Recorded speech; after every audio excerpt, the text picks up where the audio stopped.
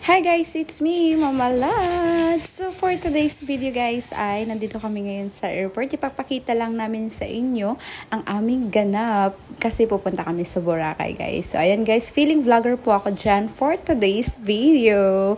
So andito pala ako ngayon sa mga ka-team ko, sa mga kasamahan ko. So binibidyohan ko yan sila habang ako ay nag-aantay. Kami pala ay nag-aantay ng aming flight. So yung flight namin dyan is nasa 11:45 yung time niya. So, medyo maaga kami kasi kailangan daw ahead of time.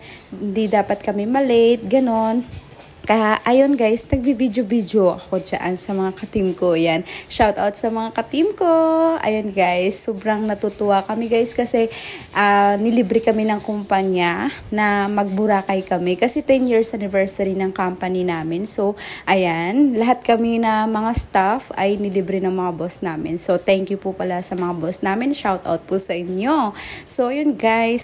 Dinidistribute na sa amin dyan yung mga ticket namin. Bali, binigay na namin yung ID namin kasi papasok na kami sa loob kasi dapat daw kasi maaga kami doon kasi sasakay pa kami ng bus, ganon. So, ayun, shoutout muna natin yung mga kasamahan natin na sobrang supportive din talaga. As in, sinuportahan nila ako dito sa pagbibideo ko kasi gagawa nga ako ng mini video vlog ko. So, ayun, para lang maipost ko sa pagre-reels ko. At saka sa YouTube ko pala guys, follow nyo din po, Tor Pilipinas TV. So, ayun guys. Kita nyo naman guys kung gaano ka-supportive ang aking mga kasamahan sa trabaho, di ba? So, ayan. Kaway-kaway kayo dyan. Hello to my vlog! So, ayan guys.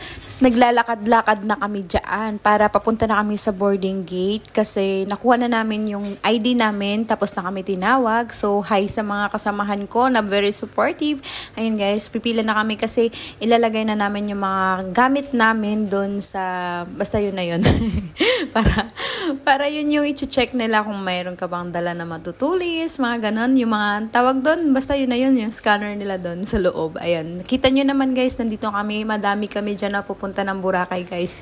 Mga excited kami dyan guys, lalo na po ako kasi first time kong makapunta sa Boracay. So yun, gusto ko lang talaga i-enjoy yung journey ko doon sa Boracay guys kasi first time ko doon sa Boracay. So ayun, sa airport pa lang, nagba-vlog na ako para may memories ako guys sa first time ko pumunta ng Boracay. So, yun guys, nakikita nyo yan. Nakikita ko na talagang eroplano dyan guys. Grabe, excited na ako kasi maya-maya lang ay aalis na kami. Flight na namin. So, 11:45. So, ayun guys, nakasakay na kami sa eroplano. Grabe guys, hindi delayed yung Philippine Airline. 11:45 yung flight namin dyan guys. Pero 11:30 pa lang take off na kami. So, grabe yung experience namin. Sobrang nakakatuwa kasi ang galing, ang ganda talaga ng flight to Boracay experience namin. So, bago magtapos itong video, ipapakita ko din sa inyo yung clouds dun sa Himpapawid, guys. Papakita ko lang yung short video, guys. Ayan, kita nyo yan. Andyan tayong lahat. Maliit lang talaga yung mundo. Charot.